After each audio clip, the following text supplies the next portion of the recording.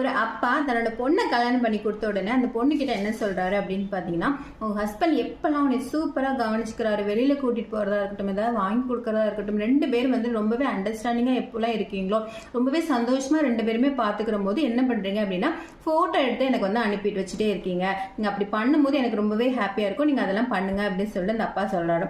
அவங்களும் சரி நம்ம அப்பா ஏதோ சொல்றாரு நம்மளும் கேட்கலாமே அப்படின்னு சொல்லிட்டு எப்பெல்லாம் அவங்க 2 பேருமே ரொம்பவே சந்தோஷமா இருந்துக்கிறாங்களோ, வெளியில போறதா இருக்கட்டும், ஏதாவது வாங்கி கொடுக்கறதா இருக்கட்டும், எப்போ அவங்களுக்குள்ள சூப்பரான அண்டர்ஸ்டாண்டிங்லாம் இருக்கோ அப்பெல்லாம் வந்து போட்டோ எடுத்து அவங்க அப்பாவுக்கு சென்ட் பண்ணிட்டே இருக்காங்க. கடைசி ஒரு நாள் என்ன பண்றாங்க அப்படின்னு பார்க்கும்போது 2 பேருக்குமே ரொம்ப கருத்து வேறுபாடுலாம் வந்து ரொம்பவே சண்டை வந்துட்டே இருக்கும்.